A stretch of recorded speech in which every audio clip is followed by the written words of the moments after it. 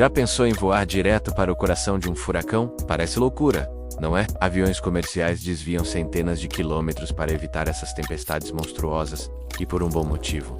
Mas por que exatamente? O que aconteceria se um avião de passageiros decidisse ignorar todos os avisos e encarar o olho do furacão? Hoje, vamos mergulhar na ciência aterrorizante por trás dessa pergunta e descobrir por que algumas pessoas realmente fazem isso de propósito. Prepare-se, porque a turbulência vai ser extrema. Para começar, o que é um furacão?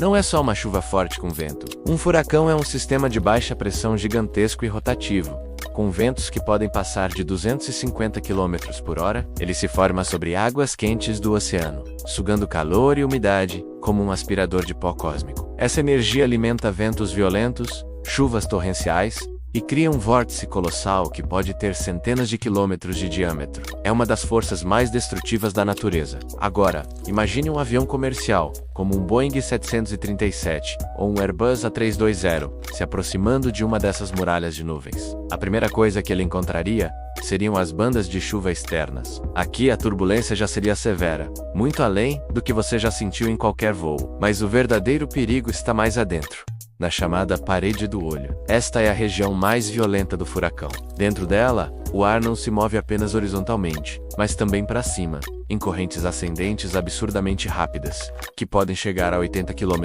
por hora. Pense na física básica do voo. Um avião se sustenta no ar porque o fluxo de ar sobre as asas cria uma diferença de pressão, gerando a força de sustentação. Essa força precisa ser maior que o peso do avião para ele se manter no céu. Agora, em um furacão, esse fluxo de ar é caótico. O avião seria atingido por ventos vindos de todas as direções. Uma rajada descendente súbita, chamada de microbush, poderia empurrar o avião para baixo com uma força brutal, fazendo-o perder altitude drasticamente. Logo em seguida, uma corrente ascendente poderia jogá-lo para cima como um brinquedo. Essas mudanças repentinas na direção e velocidade do vento colocam uma pressão inimaginável sobre a estrutura da aeronave. As asas de um avião são projetadas para flexionar, mas há um limite. A força G, que mede a aceleração, aumentaria e diminuiria violentamente. Em momento, os passageiros seriam esmagados contra seus assentos. No instante seguinte estariam flutuando, se não estivessem com os cintos bem apertados.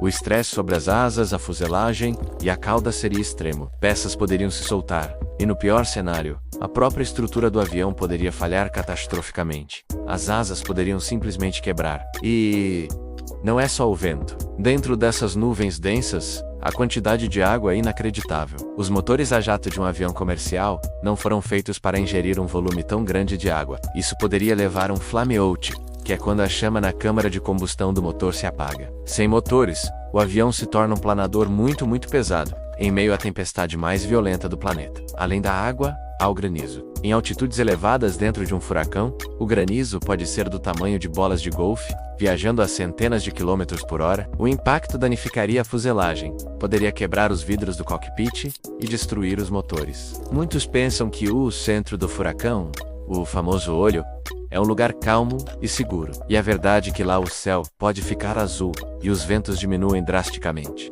Mas chegar até ele é a parte quase impossível. O avião teria que atravessar a parede do olho, a zona de guerra que acabamos de descrever. E mesmo que por um milagre, o avião chegasse intacto ao olho, ele ainda estaria preso. Para sair, ele teria que atravessar a parede do olho novamente, do outro lado. Não há escapatória fácil. Então, se é tão perigoso, por que sabemos tanto sobre o interior dos furacões? Porque existem pessoas corajosas, ou loucas, o suficiente para voar até lá. São os caçadores de furacões da NOAA, a Administração Nacional Oceânica e Atmosférica dos Estados Unidos e da Força Aérea Americana.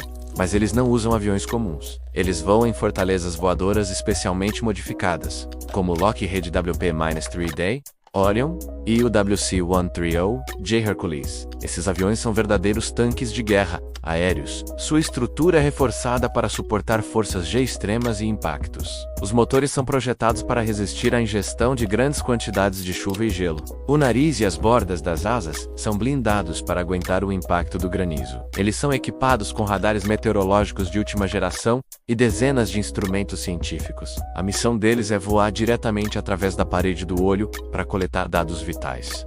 Dentro desses aviões, A experiência é brutal. Os tripulantes descrevem solavancos tão violentos que parecem batidas de carro. Tudo que não está preso voa pela cabine. Eles lançam instrumentos chamados drop zones do avião, que caem de paraquedas através da tempestade, medindo pressão, temperatura, umidade e velocidade do vento em diferentes altitudes. Esses dados são transmitidos em tempo real para os meteorologistas em terra. É graças a esses voos perigosos que os modelos de previsão de furacões se tornaram tão precisos, permitindo que as cidades evacuem e se preparem, salvando inúmeras vidas. Para visualizar o que aconteceria com um avião de passageiros, vamos rodar algumas simulações. Usando software de dinâmica de fluidos e modelos estruturais, podemos ver o estresse se acumulando nas asas de um avião comercial. Observe como as forças de cisalhamento do vento torcem a fuselagem. A simulação mostra que, em menos de um minuto dentro da parede do olho, a probabilidade de uma falha estrutural catastrófica se aproxima de 100%. As asas se partem, a cauda se desprende,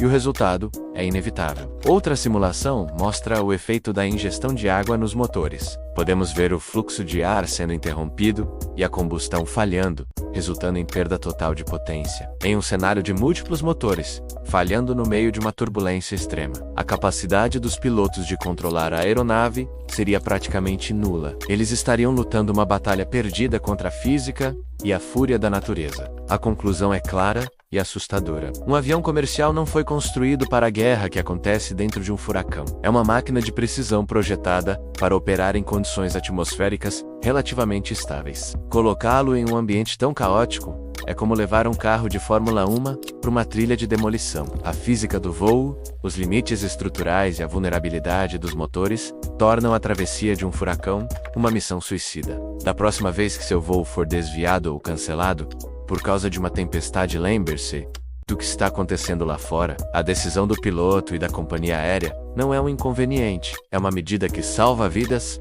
baseada em décadas de ciência e, infelizmente, em alguns acidentes trágicos do passado. Voar em um furacão nos lembra do nosso lugar no mundo. Por mais avançada que seja a nossa tecnologia, há forças na natureza que exigem nosso máximo respeito e distância. A coragem dos caçadores de furacões nos permite entender e prever essas forças. Mas para o resto de nós, o céu dentro de uma tempestade é um território proibido. Obrigado por assistir. Se você aprendeu algo novo e fascinante hoje, não se esqueça de deixar o seu like e se inscrever no canal para mais explorações científicas como esta. 8A Proxima.